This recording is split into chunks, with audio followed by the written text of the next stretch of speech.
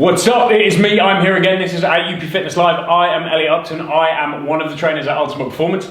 I'm here to answer all of your questions on all things training, nutrition, live up, online training, personal training, UP Fitness globally, you name it. I'm here to answer your questions. We've already got the first three in: Andrew Willett, Ryan Clitheroe, Samuel Musa.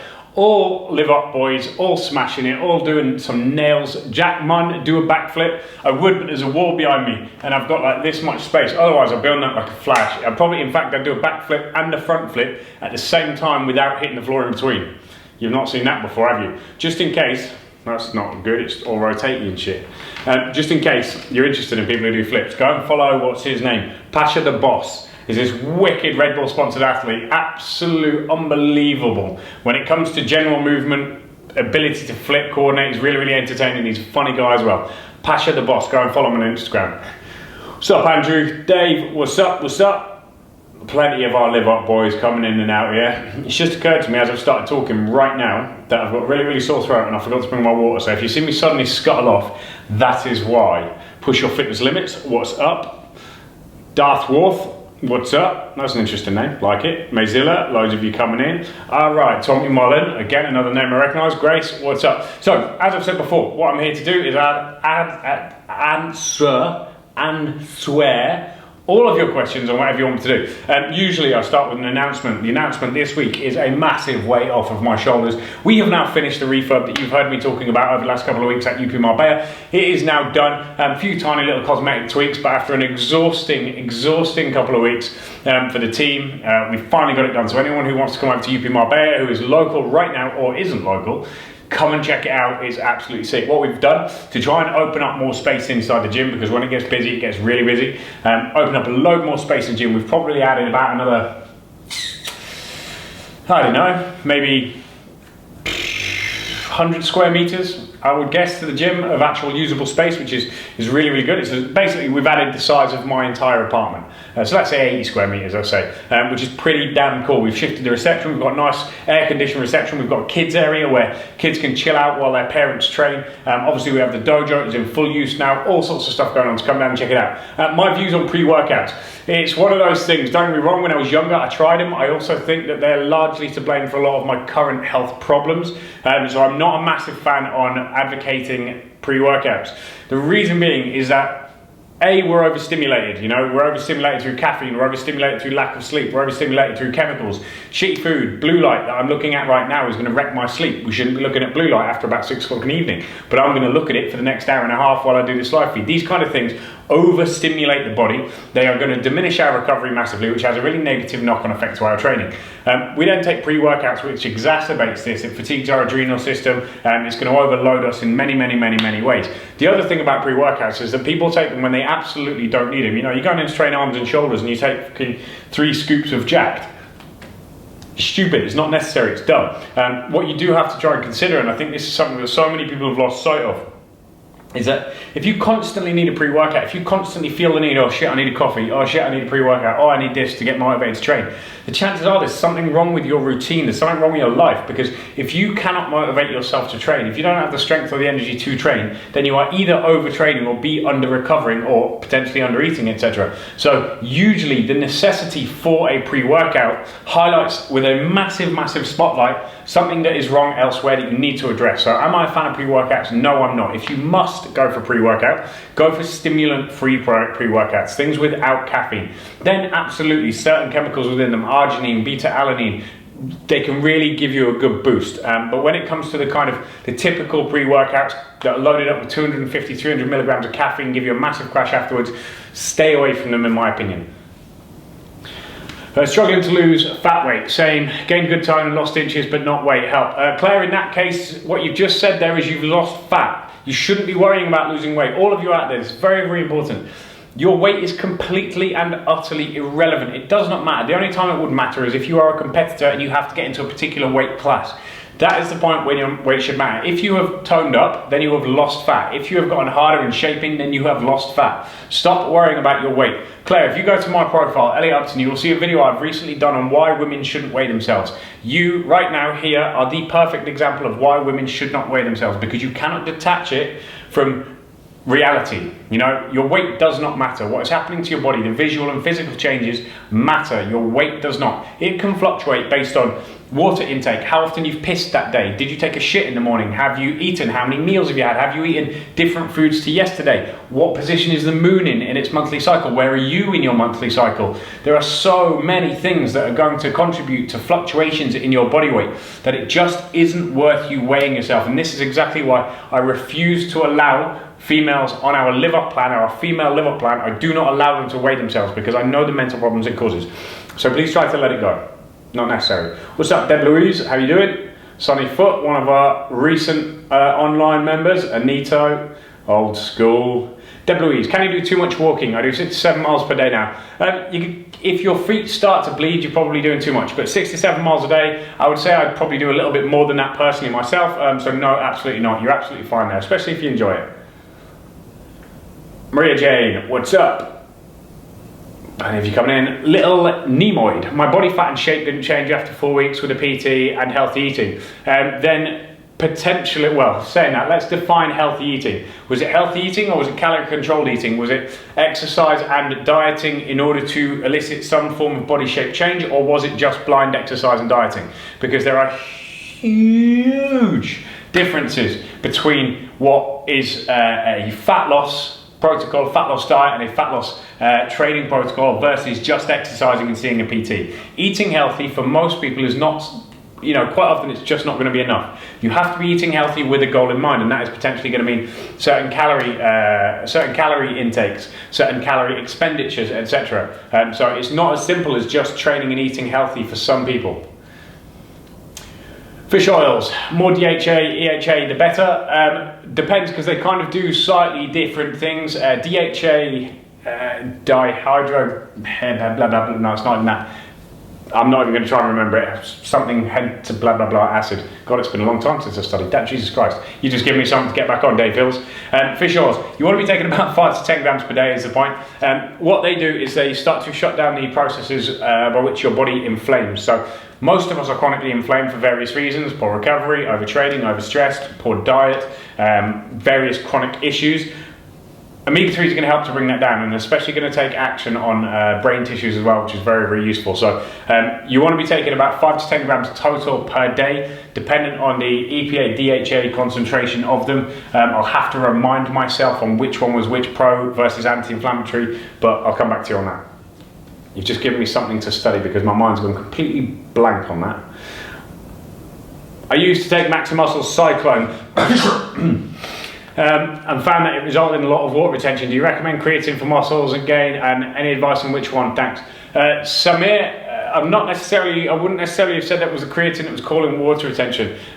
My experience of that particular supplement was that it was extraordinarily well marketed, but very, very, I found personally, me, Elliot Upton, not UP, I found my experience when I used it, it was very, very low quality and gave me incredible gut problems, and because of that I too retained a lot of water on it, and I stopped taking it at the time. Way back then I moved to Reflex Nutrition and everything improved. Now I currently take our vegan way, and I have no such issues with it at all. So my suspicion is that for a lot of brands out there, is it's quite often the quality of the product. It's not necessarily something like creatine in it, it's the fact that it's a poor quality product to start with. What's the website again? Reference weight. It's not a website, it's my profile. Go to Elliot Upton and go and look at a video where I'm holding a set of scales. And it just breaks things down a little bit. Literally, pun intended. Body core training, pow, gun show. Calories counting, still no weight loss. Then you probably counted your calories incorrectly if that was the case, Little Nemoid. What have we got? Serrano, what's up? There's lots of you coming in, not many videos. Moist, such a cool word, isn't it? It's a disgusting word, but it's a cool word. Moist. Apple cider vinegar, good or an old lifestyle? I actually find very, very good. For sure, without any shadow of doubt, when I take apple cider vinegar, first thing in the morning, I get far less bloating during the day. It's not a subconscious, psychological thing for me. I cannot get my words out at all today. It's not a psychological thing for me, it's a very, very physical effect of it. When I take it, it does seem to really help my gut out no end. I also take strong probiotics in the morning, etc. I've started doing that again recently. So all of this contributes to a much, much healthier gut, which is going to help you digest your food better, which is going to make you feel better, especially if you're on a lower calorie diet. It's going to cure any number of sort of chronic gut issues. So very, very much worth doing. Make sure you wash it down with a little bit of water though, because it can be quite aggressive on the gut. How much percent of a deficit should you be in for a body recomp, e.g. build muscle and burn fat at the same time? Jack, it doesn't necessarily mean a percentage. For me, I tend to work in 50s to 100s. So based on what I get as a response, so for instance, let's take the Live Up plan for example. The Live Up plan, when executed correctly, is going to range anywhere between, for the men, about 1,800 and 2,400 calories. For the females, between 1,800 and 2,200 calories. Now, based on what happens to somebody on that, I will make adjustments of anywhere between 50 and 100 calories in order to elicit fat loss. I tend not to do the drop off at the edge of a cliff approach. I'm not a massive fan of it because I find that the harder you try to drag calories away, the harder your body's going to push back and ask for them back, which results in cheating. It results in all sorts of, just a massive backlash. I call it dietary pushback. When I refer to it in my seminars, I call it dietary pushback. The harder you go, the harder your body's going to go back at you. So for me, it's not so much percentages of takeaways, is I see what's happening at a specific calorie baseline. So for argument's sake, let's say 2,000 calories. Are you dropping fat? Yes, then leave it there. Very, very simple.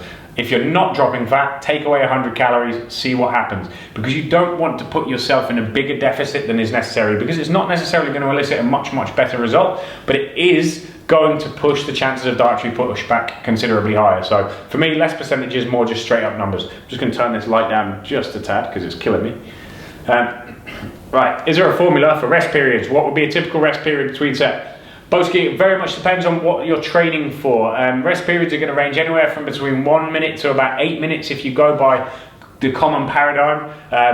If you are training for strength, for instance, you need considerably longer for your nervous system. And when I talk strength, we're talking, let's say, sub 5 reps where you're using very, very heavy loads close to your 1 RM. We're looking at rests of anywhere between, let's say, 3 and even 10 minutes, depending on the type of lift, depending on the level of athlete. Now that's strength training. If you're looking at hypertrophy, you're looking at anywhere between, let's say, 90 seconds and 3 minutes. So hypertrophy, talking about muscle building. If you're looking for more endurance style and fat loss training, we're looking closer to a minute between sets. And again, of course, the more advanced you get, you can play around with these rest periods like crazy. It is a variable that you can play with in order to increase volume in a session, total load volume in a session, in order to increase the intensity of a particular group of exercises. But they're the kind of common paradigms we have. Let's say a minute for endurance and fat loss, mostly focused. We have between 90 seconds and 3 minutes for hypertrophy, gaining muscle, building strength at the same time. And then for outright strength, anywhere between, let's say, 3 and 10 minutes. It tends to be about the common consensus. Live Up, the best plan ever. Thank you, Rachel. Where do you find most of your research and knowledge? Is there any specific coaches, trainers you follow or see as great teachers? Fitness Wild, it kind of depends. I mean, I've been in the industry for a very long time now. I've been PTing for 12 odd years. Obviously I've been in gyms for considerably longer than that. I did a lot of courses when I first qualified. Like one of my goals when I first became a PT is I wanted to be the most qualified PT in my area, which I did very, very quickly. You know, I spent a year and a half basically doing courses every weekend of some form, whether that be online or whether that be physically attending a course.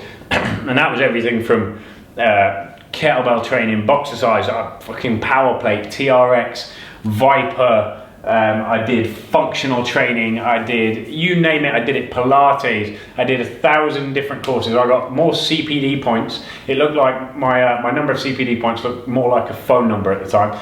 Ultimately, none of it meant shit. Absolutely none of it meant shit, because it was all just straying me away from what's actually worked since the dawn of time. The one thing that always works is weight training. So all of these other courses taught me that weights training is still the thing. It's the main thing. That was kind of first takeaway. With regards to nutrition, which is probably the more complicated thing, it isn't complicated.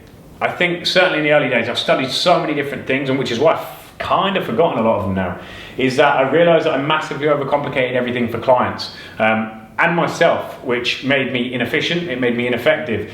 It took me probably about 6 years into my career before I really started to get good, really good at my job, and understand how to get the best out of clients, and all of that was about keeping it simple. So with regards to, say, nutrition, for instance, the information, it doesn't matter where you get it from, it's pretty much the same. It is what it is. It's kind of objective. Nutrition is nutrition. Calories, carbs, proteins, fats, macronutrients, micronutrients, blah, blah, blah, blah, blah.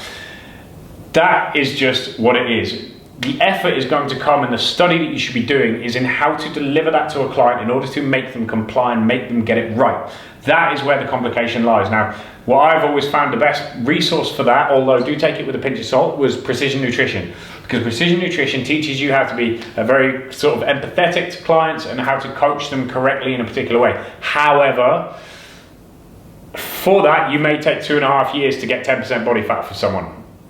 So there's swings and roundabouts, but certainly from a coaching point of view, that's one of the most valuable things I ever learned. And what I've then had to do over the following sort of 10, 12 years is take what I learned about how to get people compliant, take what I learned about weight training and nutrition, and find a way to get the best possible results out of as many people as possible in the shortest amount of time with maximum compliance. So it's kind of a hybrid of everything I've learned. And that, unfortunately, only comes from experience. And when I speak to new trainers, even our own mentees, the people that I teach here, it's about hours. It's about putting hours in. The more time you are on that gym floor, the faster you are going to become a better PT. And I don't necessarily even mean in PT sessions, because if you, let's say you're only doing 20, 30 PT sessions, I was doing 40 to 50 when I was younger, which was exhausting, but I was getting hours on hours and hours and hours and hours and hours under my belt, and with many different types of people, many different experiences, many problems to overcome.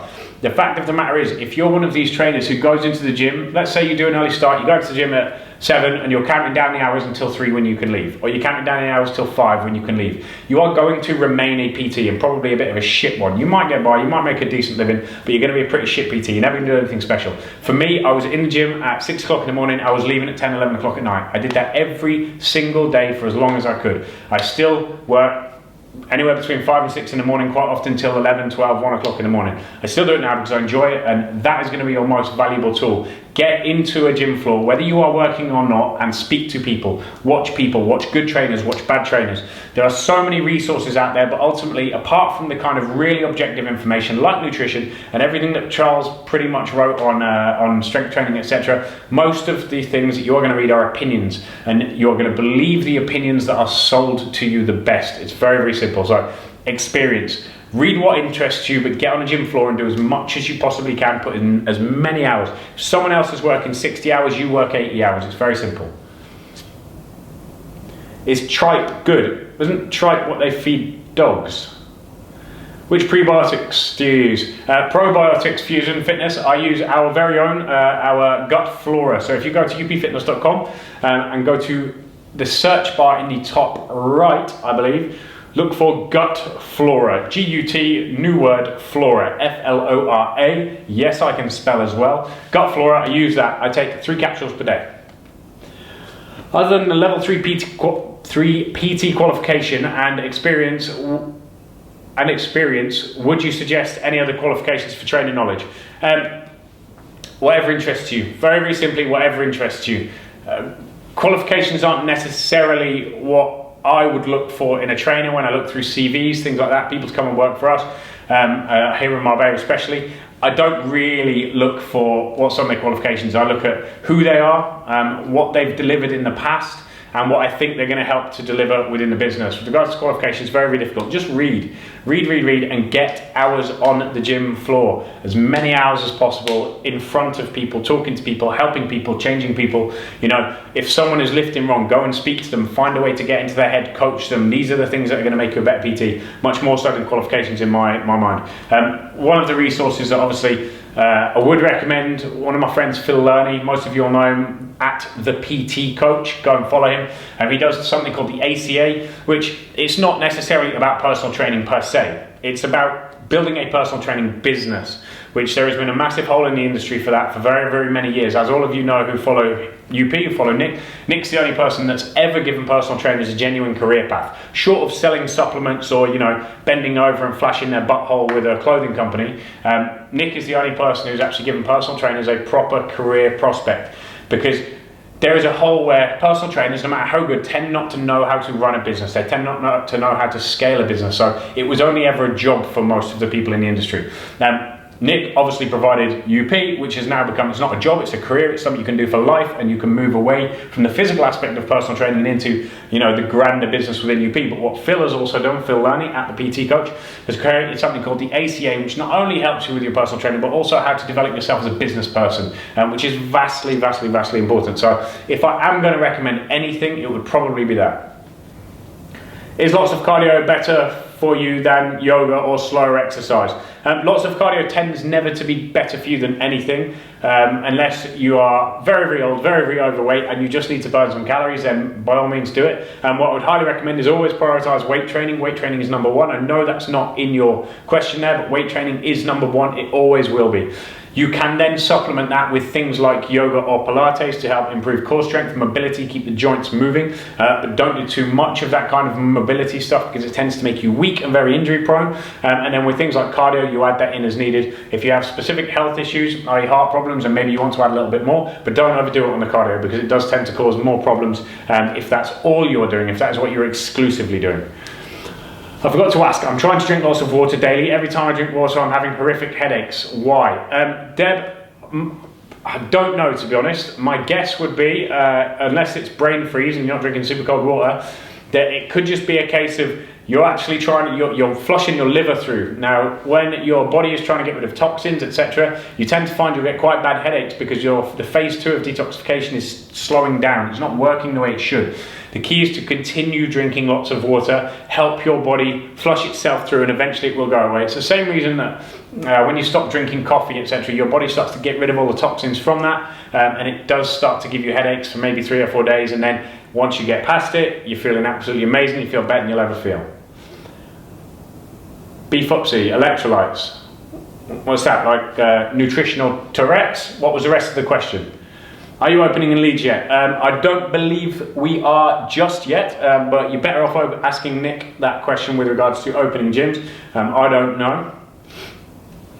I seem to wake up feeling tired and sluggish in the morning after a workout. Any tips for this? I follow most UP principles on nutrition and don't believe I'm overtraining. It depends how much sleep you're getting. Will, and are you getting good quality sleep? You know, are you switching your devices off, you're switching your Wi-Fi off, etc.? Are you sleeping in a dark room and your sleep disturbed? Could be one of many things. How much sleep are you actually getting? Are you staying up until midnight watching Netflix when you could be going to bed at 10 o'clock and getting really restful sleep? For me, the key is getting into a habit of waking up without an alarm. It's an alarm. It's forced waking up at the wrong part of a sleep cycle that tends to make you sleepy and really exhausted. If, however, you wake up when your body naturally wants to wake up, you'll be full of energy, full of beans immediately. Now, that tends to be either late when you need to get up and you know it, so you just get up and go and do your thing, or it tends to be a lot earlier than most people are willing to get up. We all know the thing where, you know, we wake up and we're like, oh God, I feel okay, I'll get up. And then you look at your phone and you're like, oh shit, I've still got 45 minutes. So you force yourself back to sleep. By forcing yourself back to sleep, you're killing the rest of your day. When you wake up, as long as it is at a sensible time, let's say 5 a.m. onwards, get up. It will change everything for you because you'll be uber productive in that earlier part of the day. You can get tons done before everybody else is even up, and you're going to feel absolutely awesome throughout the day. What nutrition quad do I have? I assume you mean qualification. What did I do? I've done my basics were within the NASM, which I did when I actually qualified, and then I did Precision Nutrition Level 1 on the second release it was ever done. So I did that many years ago, and that was the one I mentioned a minute ago, which is with regards to coaching. The information in it with regards to nutrition isn't anything different, it's nothing spectacular. I've learned more from hands-on experience than I have from any nutrition book I've ever read, but what it is phenomenal for is its coaching techniques. Very useful. Fitness World had the first question answered, my second. All right, decent. Glitter Girl, what's up? The Fox Miss Fox, unfortunately you're not allowed to be in my video. This is my video, I'm selfish, I don't share. Does the responsibility of being compliant with nutrition solely depend on client, or would you say trainers have a duty of care to ensure client achieves compliance? If that makes sense. Joanne, you can lead a horse to water, but you can't make it drink. Any client who blames their trainer for them being a lazy fuck and not doing what they are told is useless. Very simple. Yes, trainers have to do everything they can to ensure compliance, i.e. making the plan simple enough to follow, making it effective in the early stages in order to improve motivation through results, making it fit in with what the client needs. However, if a client doesn't do that, just doesn't want to do that, then that is not on the trainer, that is on the client. It's always on the client. We can give you the information that you need. You choose whether or not you actually deliver upon that information. Very, very simple. You can't pass the blame for that, unfortunately. I'm asking us to give clients enough education, but some just don't deal well with compliance. Almost no clients deal well with compliance. Very, very few. Very, very few. That is being a personal trainer. What you need to try and figure out and identify is that if consistently your clients tend to have shit compliance, then that probably is your fault. If you can't get results out of many people, let's say you've taken on 10 clients and you haven't got a transformation or you haven't got the desired result out of one of them, that's your fault. That's not on the clients. That's something you are doing that is incorrect, and you need to step back.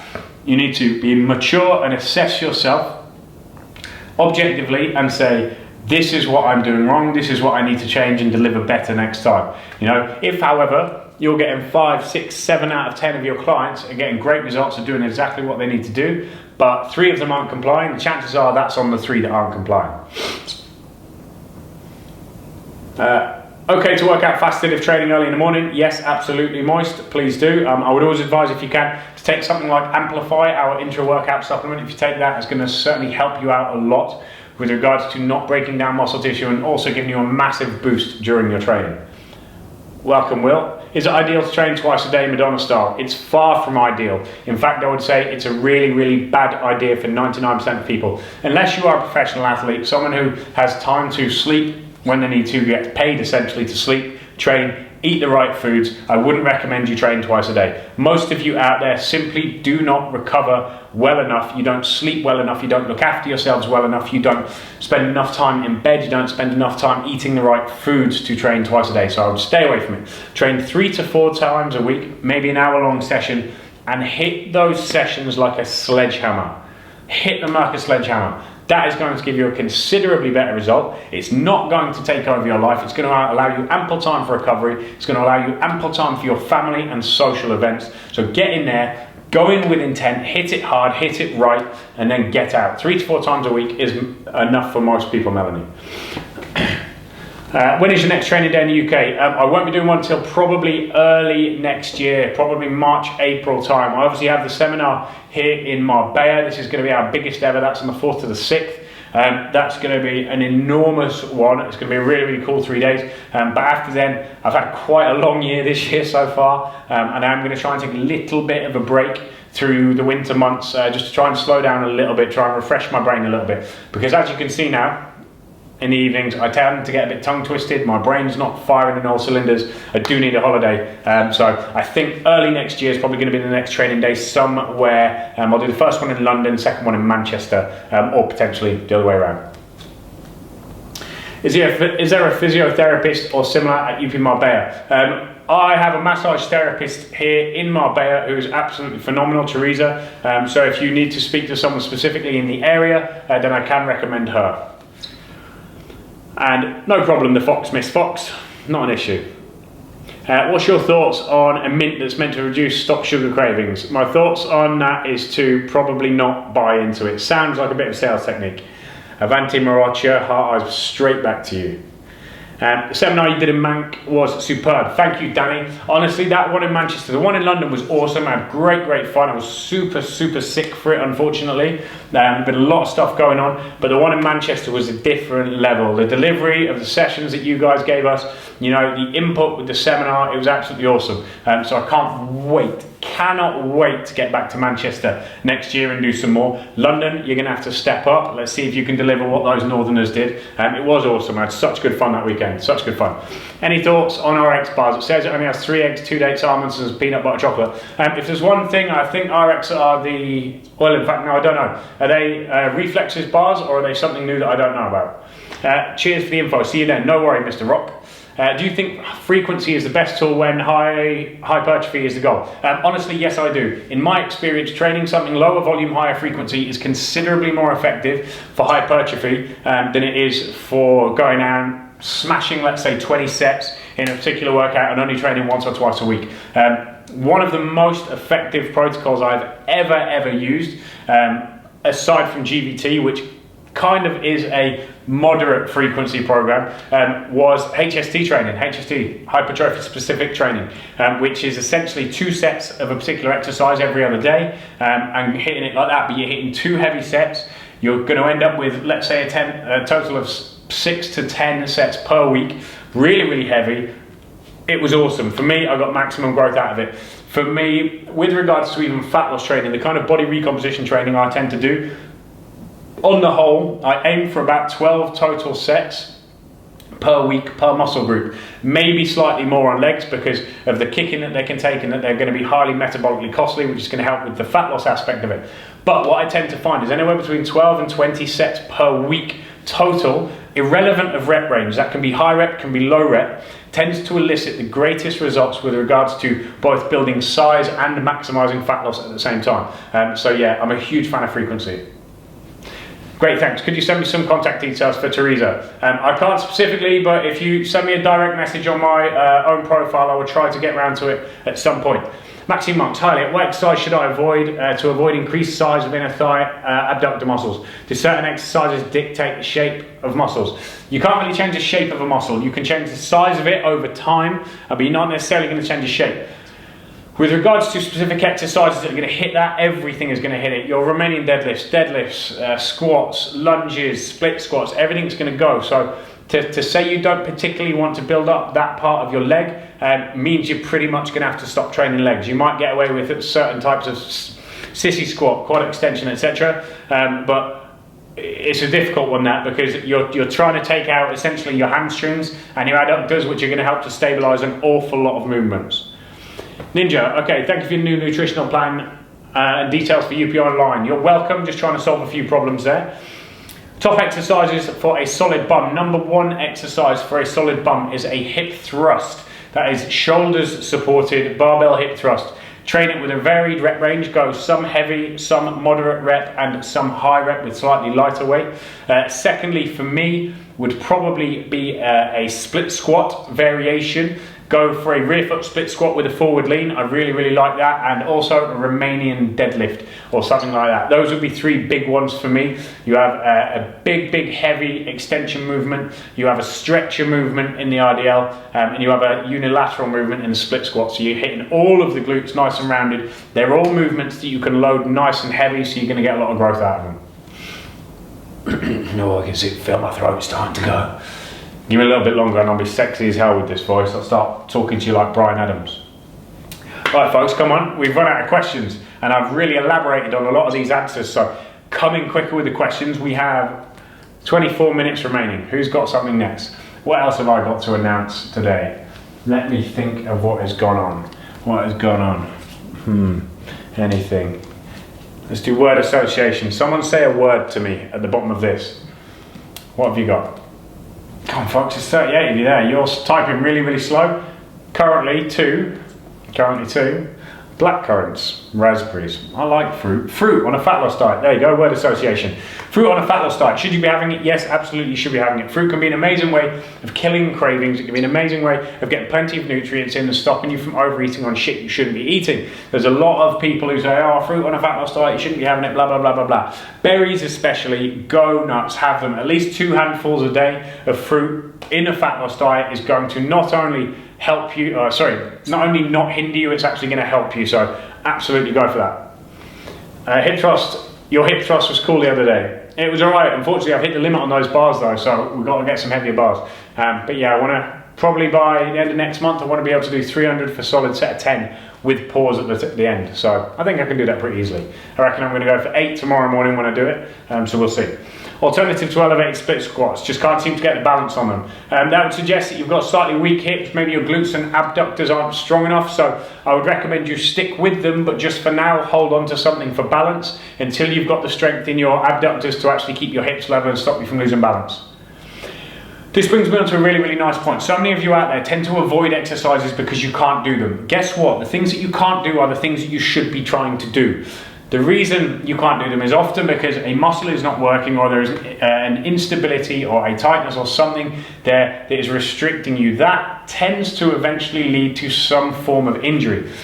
If you can't do something, don't simply avoid it. Try to figure out why you can't do it, and then find a way around it. Find a way to get through that movement, especially on single leg movements, because often a balance issue, you know, all of us at some point are going to come up in a situation where our balance and our coordination on a single leg is going to be necessary. You know, anyone who lives in a cold climate, who's ever slipped on ice and broken an arm, broken a wrist, broken an elbow, blah, blah, blah. If your balance was better, if your coordination and hip strength was better, you probably wouldn't end up on your ass sliding down the street with people laughing at you on YouTube. Don't try to avoid things like that. Yo-yoing between skinny fat and skinny, is live up for me? Yes, absolutely it is, because we will get you lean and then we will try to get you jacked.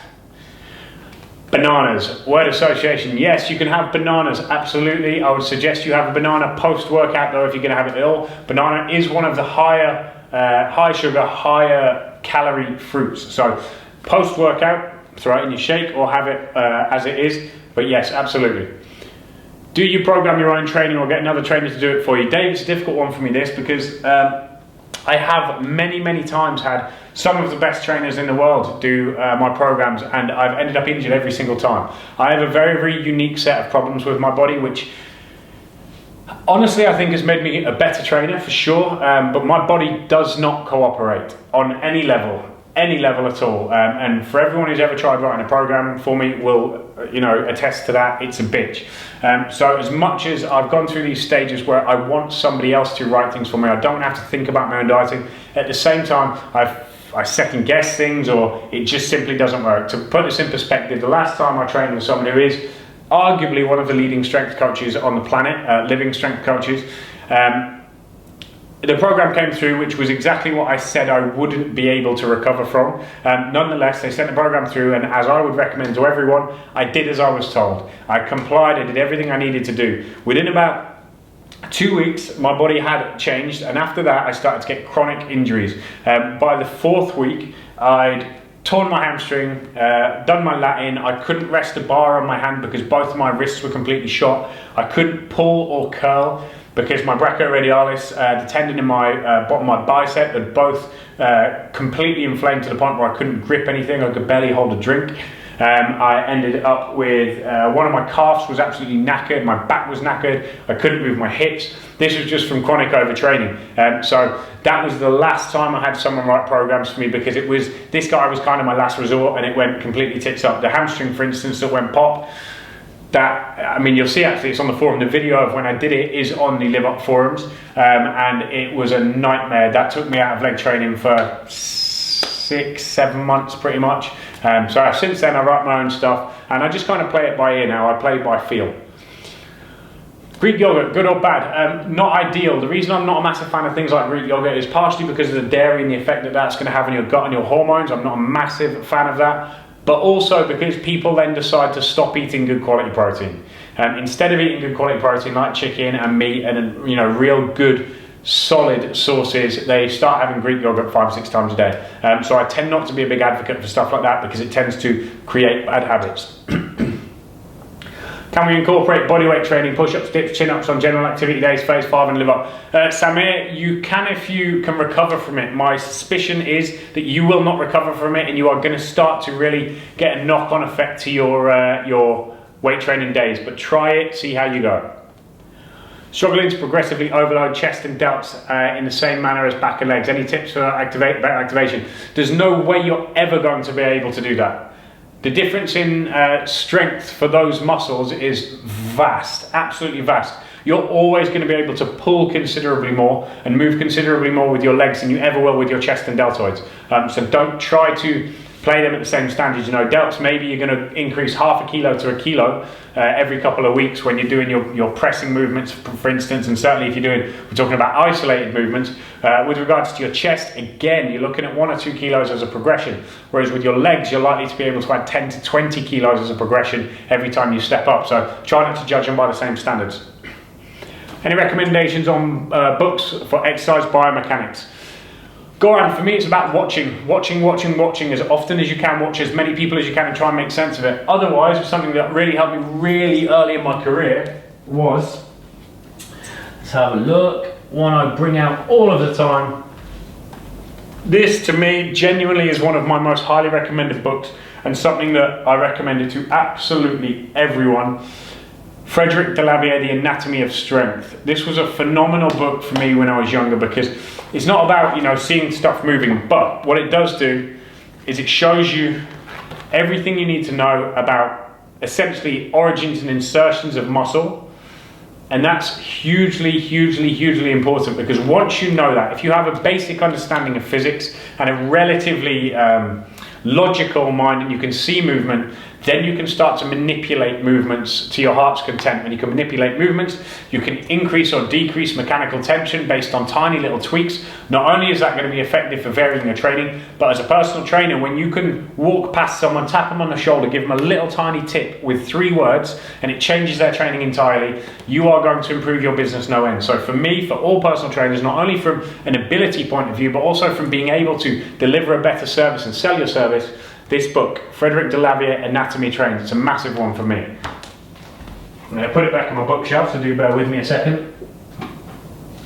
There we are, we're back in. Right, next. Can you explain if a water cut and the benefits? No, I absolutely cannot. I think they're stupid things to do, in my opinion. It's not something I will ever get involved in advising people to do unless they're under very close supervision. You tend to find people do these sorts of things, they do them completely wrong, and this is quite often what puts all of these fitness boys and girls in hospital after their competitions. If you are going to do them under the supervision of a trainer, or do them under the supervision of somebody who has done it before, knows exactly what to look for, and knows how to handle it if you go too far. I'm not going to go through that on a live feed because I don't want anyone to get the wrong idea and then start trying it. The reason I say that is because the amount of people who I see do it before pool parties, or I see do it before, you know, this or that, or a festival or blah blah, then they go and drink and end up in hospital with a ruined liver and wonder why. I had some ice cream pastry on hold a couple of weeks ago and almost instantly 30 minutes got stomach cramps and some nasty shits. Is this likely just the impact of dairy? It's certainly something in there, yeah, for sure. Very likely the dairy, because especially if you've been on Live Up and you've cleaned things out a little bit, your body has become resensitized to what's poisoning it. So yes, it's very likely.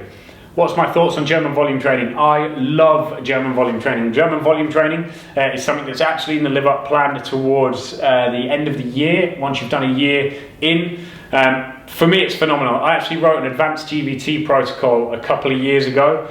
Did it on myself, and it was the biggest and strongest I've ever been. It was phenomenal, absolutely phenomenal. And then I actually handed it to one of our junior trainers who's left and gone and done their own thing now, who I believe is still currently using that program on all of his clients. That's why he's no longer a UP trainer. But I gave it to him, and it put about 8 kilos on him on 6 weeks, lean kilos as well. So it was hugely effective for strength, hugely effective for body composition. I'm a massive fan of great German volume training. I love weight training, but I work full-time abs.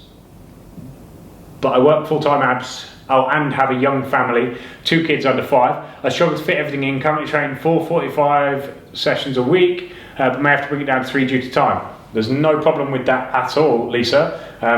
You can get any amount of result from 3 sessions a week if you're training hard enough. I'm looking forward to GVT phase then. Yeah, you've got to have done all the other phases as well, because if you're not eating right, you haven't got to grips with that food by the time you're hitting GVT, you're in trouble. Big trouble. No, Lisa, it won't have a big impact at all. You just need to make sure for those 3 sessions, which, bear in mind, 3 sessions is what most of the UP clients do. Most of the transformations you see are 3 sessions per week. Providing you hit those sessions nice and hard, that will be more than enough. Way too many people train way too many hours a week and have no life. Because of that, they end up resenting the gym, resenting the fact they have to go and end up with a bad relationship, not only with their exercise, but also with the food. It all kind of exacerbates and snowballs on top of each other. So no, 3 sessions per week, just hit them really hard and do it. Which month, boss, GVT? I can't remember off the top of my head. I think it might be like month 11 or even 13. I'll have to try and remember. It was a while ago since I wrote it. Cool, I thought it sounded severe, but seems stupidly popular alongside using your Himbine at the moment. Sticks to nutrition. Yeah, because it's people trying to dry clients out at the last minute for photo shoots and this, that, and the other now. It is useful for a photo shoot, but it needs to be done under very, very close supervision. If it's not done under close supervision, it gets done very, very wrong. Now, what you do tend to have on social media is loads and loads and loads and loads of people who don't fully know what to do themselves or have done it themselves and ended up in hospital. I can name a bunch of names. I'm not going to, but I can name a bunch of names because I have a suspicion where these kind of things are coming from at the moment. Who do these kind of protocols, put themselves in hospital, but then think, fuck it, I'll teach 45-year-old mother of three, Gloria, to do it when she's finished her fat loss diet, and then wonder why she ends up with so many problems at the end of it. It's hugely, hugely irresponsible for people on social media to start advising on stuff like this when it's going to be A, ill-advised, and B, misunderstood and then executed incorrectly and potentially dangerously. I'm not going to jump into that. My advice to you, honestly, don't fuck around with stuff like that. It's not worth it. Okay, we are at the 10-minute mark. This means, folks, that we have about 8 minutes of steady questions where I will elaborate nicely on the answers, and then we have our 2-minute quick-fire round where you can ask me whatever you want and I will try to basically give you 1 or 2 word answers. Just missed. What are you talking about? Deborah, you can go to 50 minutes and watch this again in a minute. You go to 50 minutes and you can find out pretty much what I was just talking about, rather than me repeating it just because you've jumped in and 50, 60 other people having to listen to it again. All of this will be saved for the next 24 hours here on Instagram. It will be saved into our stories. Over the next few days, I will take everything from here. It's being filmed for YouTube right down there. What's up, YouTube? And I load that up onto my YouTube channel at Elliot Upton. It's not at Elliot Upton, is it? Because it's on YouTube. It's just Elliot Upton. Try just Elliot Upton. And you can look at the whole backlog of live feeds there as well. So it's going to be there. You can drop back in and you can watch it to your heart's content and figure out what I've been saying for the last 50 minutes. Any more questions, folks? Awesome. Awesome, awesome, awesome. How do you have a stress release to get rid of meditation? How do I have a stress release? Are you sure you want to answer that question? There might be 16, 17-year-olds. There's people, it's still kind of around the watershed.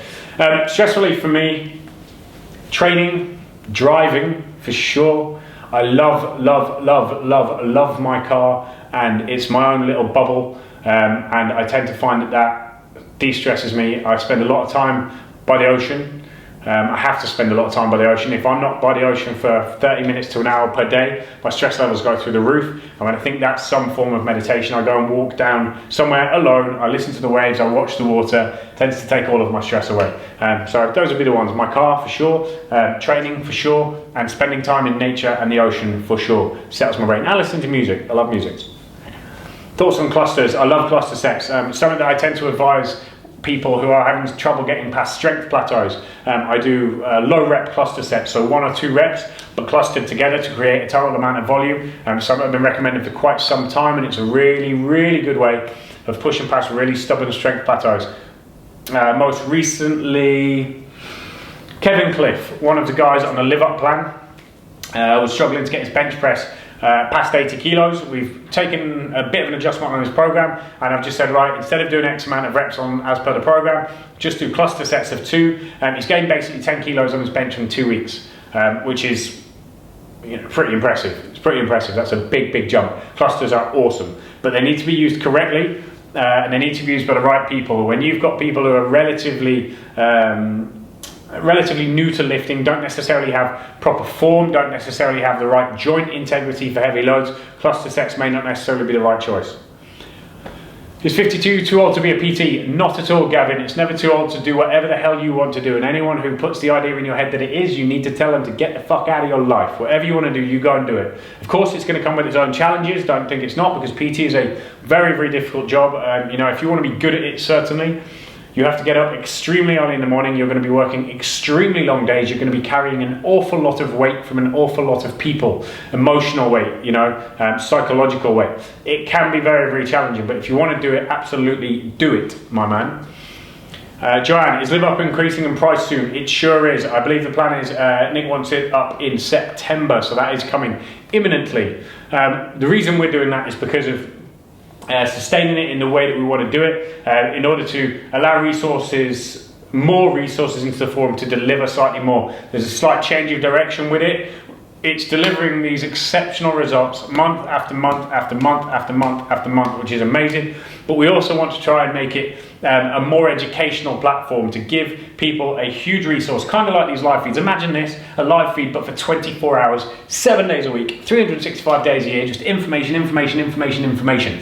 Now, in order to do that, I need to free up some of my time because my time currently is stretched well beyond its limits, and also it will allow us to create more resources to put into the forum to deliver even more value than is currently there. And I would imagine that everybody in the forum currently would attest to it being a relatively good value program for what it is.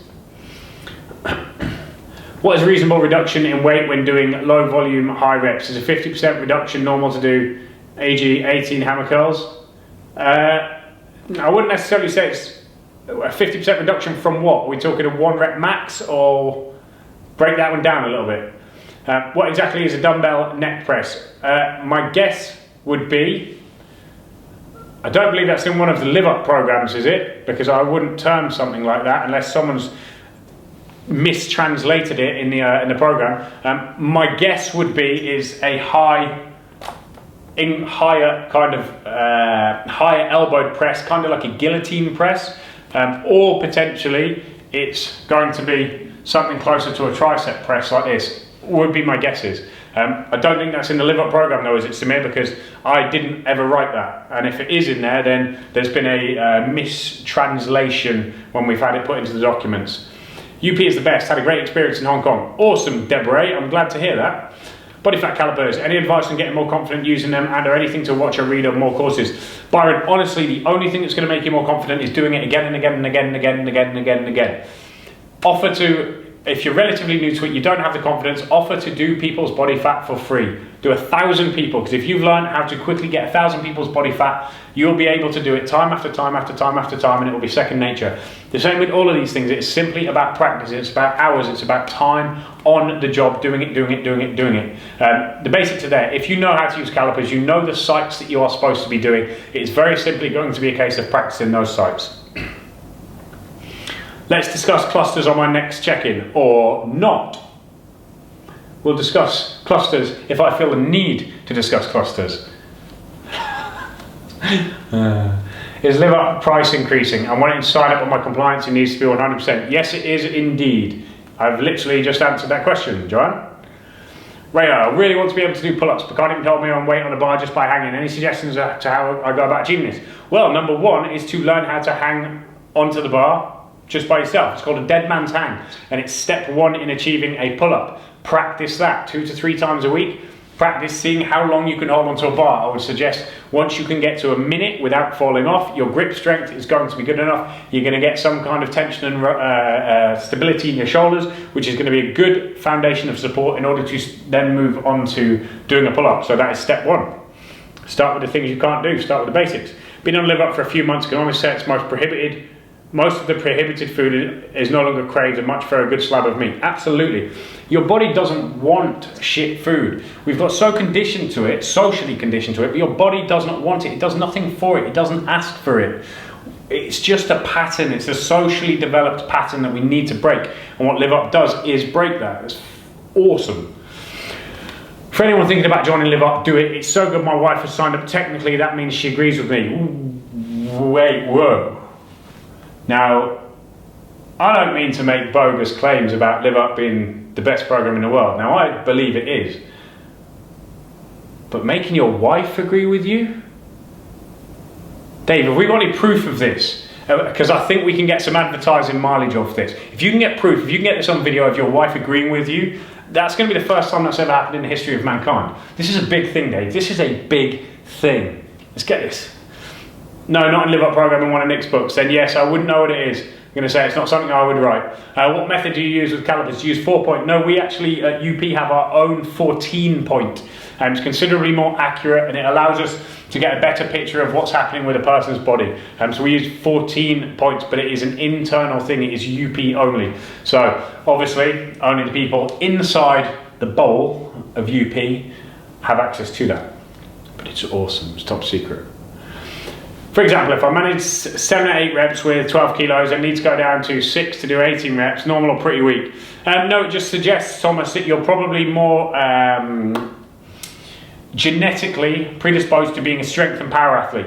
If your endurance is that poor, if your strength endurance is that poor, it's probably just because you're predominantly more fast twitch, which is really, really good, because it means you should put on muscle quite quickly. Sorry, I wasn't asking twice, just hit the button before I was ready to send. Okay, I'll get some evidence. Yeah, good, because I don't believe that for a second, Dave. This shit just doesn't happen. That kind of stuff lands in the box of, you know, like unicorns and rainbow leprechauns and stuff like that. 14 is scary. Nah, 14's fine. It takes 2 minutes to do 14. As I said earlier, when you've practiced it, it's all second nature. The longer thing is putting the numbers into a system, but the actual taking of it is very, very simple. Tennis elbow, any suggestions on exercises? First thing you want to be doing is, getting a therapist to look at your forearm and your shoulder, because tennis elbow tends not to be too much of an issue per se with the actual elbow. It's a lack of movement in either the shoulder or the wrist, which you need to kind of iron out. Once you've ironed that out, it will allow you to fix the injury, the inflammation. Now, to do that, you need to make sure you are varying the position of grip when you are training. This is very, very important. And make sure you are always controlling the eccentric movements of your training. Now, one of the reasons tennis elbow is so bad is because there's no control on the eccentric. It's very, very explosive. It's not controlled per se. It's ballistic, essentially. Now, when you're training, this means if you can start to learn how to control that eccentric very, very well, the lengthening phase of the muscle, it will start to strengthen it and it will start to repair that damage. But your immediate priority is to get the wrist and the shoulder loosened off properly to allow the elbow to move where it needs to move. Welcome, Thomas Papp. Your opinion on intermittent fasting. When it comes to body recomposition, when it comes to doing what we do, I'm not a massive fan of it. It certainly has medical uses. It can help your digestive system, etc. But with regards to body composition, I'm not an enormous fan of it. Essentially, all it is doing is creating a calorie deficit. Now, what I do say is that, fine, if leaving breakfast a little bit longer allows you to stay compliant on your diet, then it's the lesser of two evils. However, if you can comply with the right amount of calories and you have some willpower, then I would usually recommend more frequent eating. For me, it seems to improve energy, it seems to improve general mood stability, it tends to reduce the likelihood of binging, it tends to reduce the likelihood of overeating in particular sittings. So intermittent fasting, it certainly can be useful. Yes, it has its very specific uses. Do I think it is the best thing for body composition training? No, I don't necessarily, but you know, each to their own. Would you recommend a certain online calculator to use for body fat measurements? Again, no, because I haven't used one for about 10 years. We've had our own internal things. So what was the one I used to use? It was the 7-point, which is called, oh, that was a long time ago. Let's see if there's any PTs out there, current, that are outside of UP who know what the 7-point body fat measuring system is called, or just Google it. In fact, just Google it because it'll pop up immediately. I can't remember the specific name of it. It's been about 10 years since I used it. You're welcome, Gizalemba, not Jill Salemba, not Gizalemba. That was a bit weird. Jill Salemba. Right, we are about 2 minutes. Jackson Pollock, there you go. Jim has nailed it. Bonus points for Jim. The Jackson Pollock body fat, which is 7 points if I remember rightly. Super, super simple. And there'll be loads and loads and loads of websites with input software on there. Good job, Jim. Jim is everybody's friend. Jim nailed it. He was in there quick. Right, we are at the 2 minute mark right now. We have 2 minutes remaining. This means these are quick fire questions. Then once that 2 minutes is gone, I'm going to go and dip my face in a bucket full of water because my mouth is so dry. Cheers, Jim. Feel the burn in my front delt when doing chest exercises. Is that a bad thing? I don't need to work delts more. It's probably just super, super tight, so I would certainly stretch your deltoids more. And also, depending on what you're doing, look at your hand position because you could be recruiting the deltoid because you're too internally rotated, or you're simply trying to come deeper than your shoulders will allow. But I would start off with stretching first. Do you prefer more bodybuilding workouts and adjusting diet and added appropriate cardio to lose fat, or begin boot camp hot? It depends. When you say boot camp, do you mean boot camp diet or do you mean boot camp style training? For me, bodybuilding training,